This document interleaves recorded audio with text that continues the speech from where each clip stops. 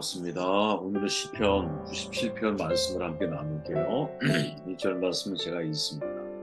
여호와께서 다스리시나니 땅은 즐거워하며 허다한 성임은 기뻐할지어다. 구름과 흑암이 그를 돌렸고 불렀고 의와 공평이 그의 보좌의 기초로다. 하나님께 합당한 삶을 살라. 어제는 하나님께 합당한 영광을 돌려라 라는 제목이라면 오늘은 하나님께 합당한 삶을 살라라는 제목으로 말씀 나누도록 할게요. 97편 역시 찬양시입니다. 100편까지는 다 찬양시라고 생각하면 돼요. 주제가 여호와가 다스리신다, 통치하시는 초점이 맞춰져 있죠. 시인은 역시 이제 여호와는 다스리신다라는 전체적인 진리를 선포하면서 시편을 시작하고 있어요. 내용을 가만히 읽어보면 그 내용 속에 독특한 하나의 특징이 있는데 하나님의 다스림 아래에서 합당한 삶이 무엇인지에 초점을 맞추고 있다는 거죠. 아까 말씀드린 대로 96편 어제의 시편은 매일 하나님께 합당한 영광을 돌리라라고 선언하고 있다면 오늘 97편의 시편은 매일 하나님께 합당한 삶을 보여라라고 우리가 정돈할 수 있지 않을까 이런 생각을 해보았습니다. 어떤 점에서 하나님께 합당한 영광을 돌린다라는 것이 뭘까? 그것은 자녀로서 합당한 삶을 살아가는 거죠. 뭐 그것만큼 아름다운 게 어디 있겠어요, 그죠? 그 자체가 아니겠습니까? 하나님이 보시기에 합당한 삶을 살았던 다윗처럼 우리가 그렇게 인생을 살아가는 거죠, 그죠? 동시에 시인이 말하고 있는 합당한 삶을 통해서 우리는 그리스도인의 삶의 기준, 나의 삶의 기준을 세워갈 수 있지 않을까 이런 생각을 해보게 됩니다. 그렇게 이런 질문이 가능한 거죠. 야, 하나님께 합당한 삶이 뭘까? 이 질문을 가지고 말씀을 읽어보면 말씀 중간중간에 우리의 눈에 띄는 아주 중요한 단어들이 있다라는 거예요. 1절 말씀을 다시 보면 땅은 즐거워하며 허다한 섬은 기뻐할지어다. 하나님을 기뻐하는 게 합당하다라는 거죠, 여러분. 이때 땅과 허다한 섬 사실은 모든 피조물을 가리키잖아요. 모든 피조물이 다 하나님 앞에서 하나님을 즐거워하고 하나님을 기뻐하는 것. 여러분, 우리의 자녀들이 부모를 즐거워하고 기뻐한다면 부모로서 우리는 얼마나 마음이 흡족할까요? 그죠?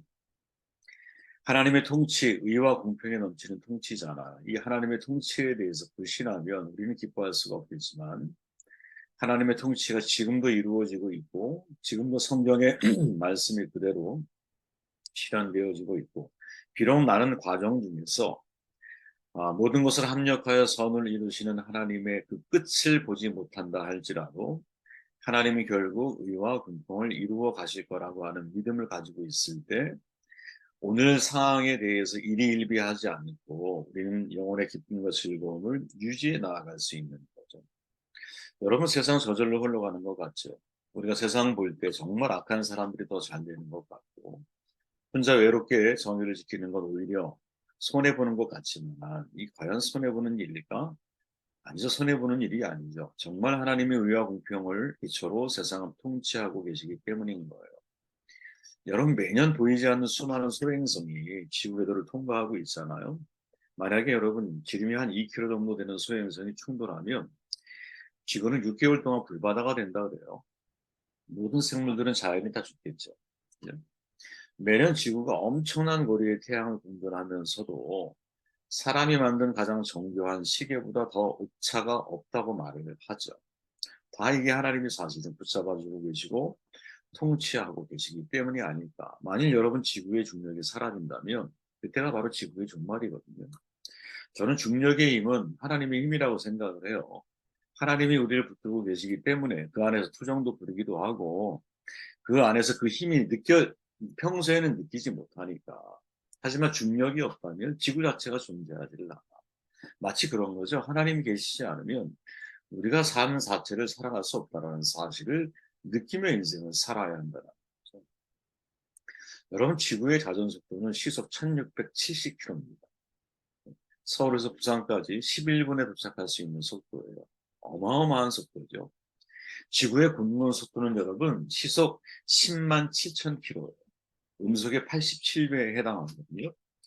그것을 만약에 여러분 우리가 진짜 지금의 이 몸을 가지고 속도감 있게 달려간다고 생각해 보십시오. 그 속도가 갑자기 또 멈춘다고 생각해 보십시오. 여러분 이것은 있을 수 없는 일이지만 있어서도 안 되는 일이고 이 모든 것들에 대한 속도감을 전혀 우리가 느끼지 못하고 살아가는 이유는 뭐냐? 강력한 중력이 모든 지구의 피조물들을 붙들고 있기 때문에 그 중력의 힘이 자전의 속도보다 공전의 속도보다 훨씬 더 강력한 힘을 가지고 있기 때문에 우리는 전혀 그 속도감을 느끼지 못한 채 편안하게 인생을 살아갑니다. 우리에게 인생의 세파가 있는 것 같고 어려움이 있는 것 같고 고난이 있는 것 같고 박해가 있는 것 같고 핍박이 있는 것 같죠. 그러나 하나님 돌아보면 여러분 그 모든 것들이 이제 하나님이 우리의 신앙을 지키기 위해서 아니 그 고난 속에서도 하나님이 우리를 붙들고 계시고 있다라는 사실을 어느 순간 깨달을 때가 있다라는 거죠. 여러분 이런 하나님의 통치하심에 대해서 우리가 잊지 않고 살아가는 것이 얼마나 중요한 일일까 그런 생각을 해보게 됩니다. 5절에서 7절 말씀을 보면 산들이 여호와 앞 곧 땅의 주 앞에 밀락같이 녹았도다. 하늘이 그의 의를 선포하니 모든 백성이 그의 영광을 보았도다. 조악한 신상을 섬기며 허무한 것으로 자랑하는 자는 다 수치를 당할 것이다. 너희 신들아 여호와 앞에 경배할지어다. 하나님을 경배하는 것이 합당하다는 거죠. 하나님을 경배하는 지인은 하늘이 선포하는 하나님의 의를 통해서 하나님의 영광을 보았기에 오직 하나님만 경배해야 한다라고 도전을 하죠. 바울의 고백이 떠올라요. 나의 나 된 것은 하나님의 은혜로 되었다. 고린도서 15장에 있는 말씀인데 이 고백이 여러분 바로 하나님께 영광을 돌리는 최고의 고백이죠. 내가 이 땅을 살고 이 땅에서 내가 지금의 이 모습으로 생존하게 된 것은 다 하나님의 은혜입니다. 라고 고백할 수 있을 때 여러분 사실 우리의 자녀를 통해 부모가 정말 흡족한 마음을 품게 되지 않을까요? 그죠?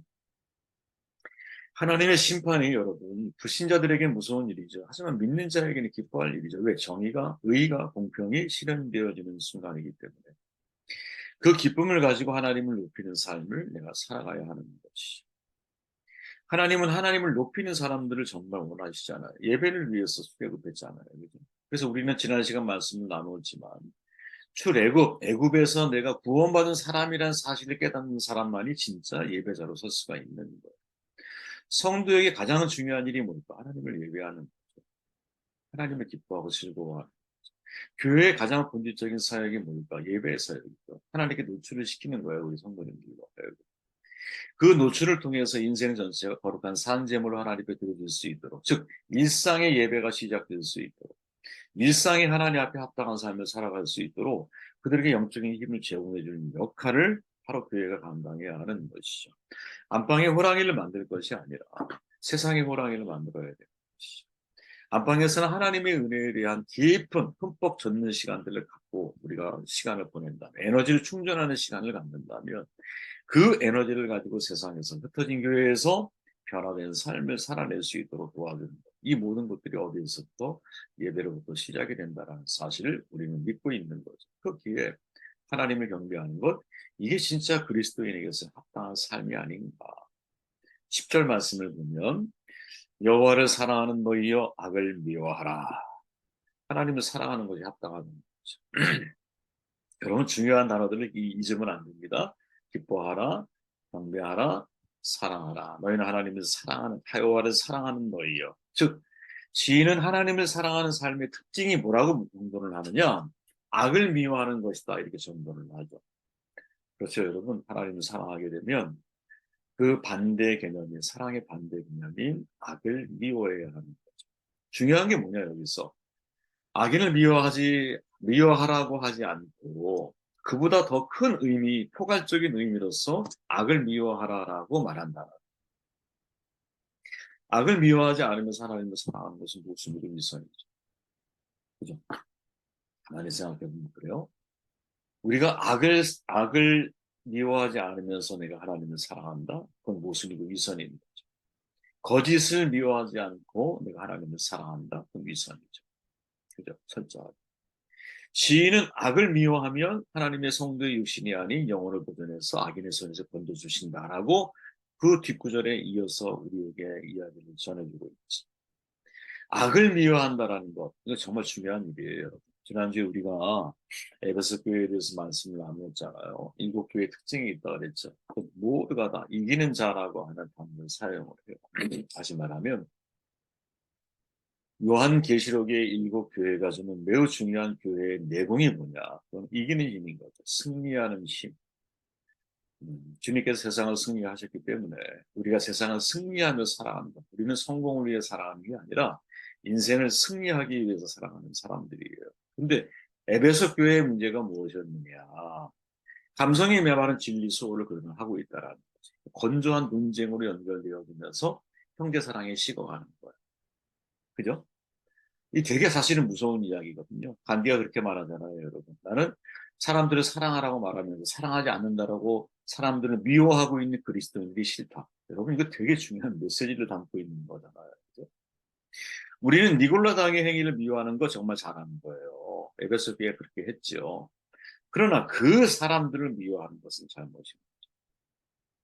이단의 교훈들 미워해야 돼요. 그러나 이단에 빠진 자를 미워하면 안 되는 거. 바리새인의 교훈 거부해야 되죠, 당연히. 근데 바리새인 자체를 거부하면 안 되죠. 바리새인 중에 바리새인이었던 사도 바울을 하나님이 들어 쓰시는 거 보셔요. 에베소 교회의 실패가 뭐냐? 하나님에 대한 사랑의 실패가 아니라는 거예요. 진리를 수호한다라는 입장에서 자꾸 사람들과 논쟁하고 다투다 보니까 악을 미워해야 되는데 악인을 미워하는 거지. 참 이게 우리한테 딜레마일 거예요, 여러분. 이게 쉽지가 않아요. 그죠? 언제나 죄를 미워해야 되는데 죄인이 미운 거죠, 죄인도. 왜? 그가 죽였으니까. 이게 쉬운 일일까요, 여러분? 그죠? 내 가족을 죽인 예를 들어 원수가 내 앞에 있는데 호리케인 분전사의 고백이잖아요. 나의 부모를 죽인 그 교도관이 있었어. 수용소에서. 근데 그 사람이 교회에 나와 간증을 들은 거예요. 그 사람을 목격을 했어. 얼마나 마음이 두근두근 떨리고 얼마나 마음에 한과 분노가 치밀어 올랐을까요? 도대체 다 끝나고 나서 악수를 나눠야 되는데 도대체 용기가 안 생기는 거예요. 근데 마음속에서는 가서 손을 내밀어라. 손을 내밀어라. 이런 마음이 든 거예요. 성령의 음성이. 그래서 치열하게 내적인 싸움을 하다가 손을 내밀어 손을 잡는 순간 그 다음에 그 사람이 불쌍히 여겨지더라고요. 그러니까 손을 잡으라는 말씀에 순종하는 것은 우리의 역할. 그 다음에 우리의 삶을 바꾸는 것은 하나님의 역할인데 우리는 악을 미워해야 하는데 악인이 싫다는 거지. 사실은. 그죠? 그래서 이 문제를 어떻게 풀어야 할까? 이거는 정말 평생 우리의 과제가 아닐까? 그런 생각을 해봐요. 12절 말씀을 읽고 정돈할게요. 의인이여, 너희는 여호와라 말미암아 기뻐하며 그의 거룩한 이름에 감사할지어다. 아멘. 하나님께 감사하는 것이 합당하다는 거죠. 네. 이게 참 가만히 이 말씀을 묵상하다 보면 흐름이라는 게 있는 것 같아요. 하나님을 즐거워하고 기뻐하고 그 기쁨을 예배로 표현하고 그 예배 속에 하나님에 대한 사랑이 담겨 있고 사람에 대한 사랑이 담겨 있고 또 그 결과 내가 하나님을 감사하며 인생을 살아가는 것. 이게 정말 하나님이 보실 때 합당한 삶이라는 거죠. 감사에 관한 유명한 스퍼전 목사의 말이 있잖아요. 반딧불을 감사하면 촛불을 주시고 촛불을 감사하면 달빛을 주시고 달빛을 감사하면 태양을 주시고 태양을 감사하면 예수님을 주신다. 저는 여러분 감사에 대해 성경은 너무나 많은 이야기들을 담고 있지만 감사할 때 항상 잊지 말 게 원칙이라는 게 있다고 저는 생각을 하는데 항상 잊지 말고 감사가 감사를 불러. 잊으면 안 돼요. 주신 것을 감사해야 주실 것에 대한 기대감이 생기고 주신 것을 감사하지 못할 때 우리의 인생은 점점 어두워지기 시작할 거예요. 여러분 문들번자 사건도 기억하지만 감사로 돌아온 사람에게 구원이 임재해요. 그죠? 감사는 믿음의 행위인 거예요. 믿음의 행위. 그리고 감사가 감사할 일을 부른다라는 이 상관관계를 절대로 우리가 잊지 않는 한 감사의 삶을 통해서 내가 하나님 앞에 영광을 돌릴 수 있는 거다 하는 것을 깨닫게 되는 거죠. 여러분 우리가 무엇인가 누군가에게 주었을 때 감사하는 사람과 감사하지 못하는 사람에 의해서 다음에 그 사람을 대할 때 우리의 삶의 태도가 달라진다는 것을 경험을 하잖아요. 똑같은 거죠. 하나님을 감사할 줄 아는 것 이것이 하나님 앞에 합당한 삶이 아닌가 이런 생각을 해보게 되었어요. 세계적인 신학자죠. 파울로 교수가 심리학자인 장 피아제 이론과 윤리학 교수인 루레스 콜복의 이론을 기초해서 신앙의 6단계로 성장해 간다라고 하는 신학 이론을 발표했어요. 1단계가 뭐냐? 원초적 단계인데 징계와 벌을 피하는 방식, 즉 지옥에 가지 않으려고 신앙생활을 하는 거야. 2단계가 뭐냐? 주고받고니 하는 단계예요. 물질적인 혜택, 내가 교회에 가면 무엇을 얻을 수 있지 않을까? 여기에 의해서 신앙생활을 하는 거죠. 3단계가 뭐냐? 사람들로부터 인정받고 애정을 받는 단계. 즉, 내 위치를 확인받기 위해 신앙생활을 하는 거예요. 4단계가 뭐냐? 법을 지킨다는 의식의 율법적인 신앙의 단계인 거예요. 그럼 5단계는 뭐냐? 하나님의 약속을 근거해서 행동하는 거예요.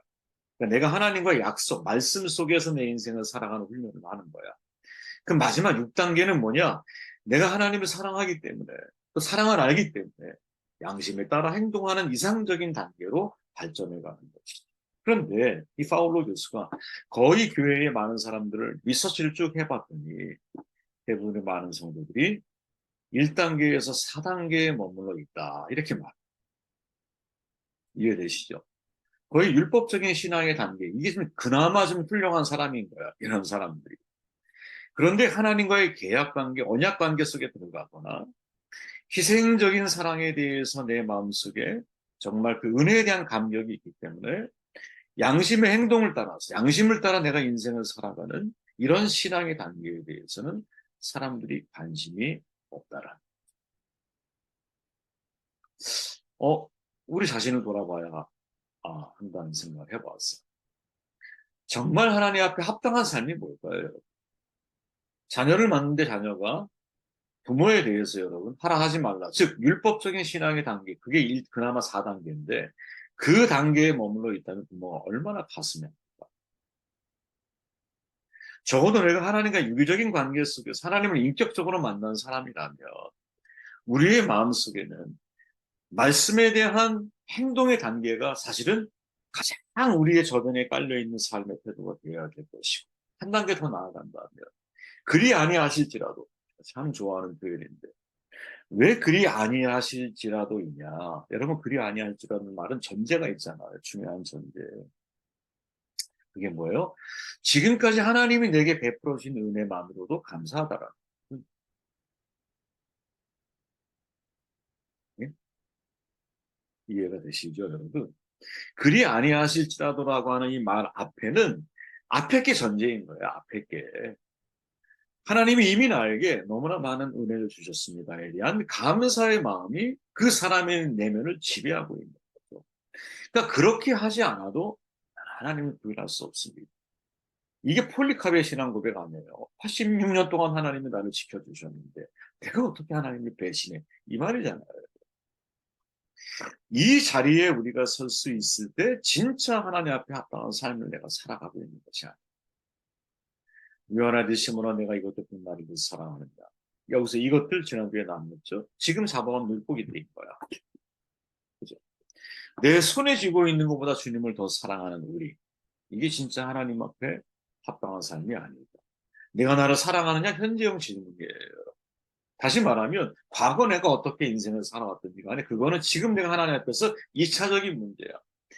지금 내가 서 있는 삶의 자리에서 하나님, 내가 돌아보니까 실수도 많고 좌절도 많고 하나님의 은혜에 감사한 마음도 없었고 정말 많은 시행착오를 겪었지만 돌아보니 이 모든 것들이 다 하나님이 선하게 인도하시는 하나님의 뜻과 섭리와 은혜가 있었습니다. 감사합니다. 이런 현재의 삶을 내가 살아갈 수 있고 살아가고 있느냐, 이런 질문을 스스로 던져보게 되었습니다.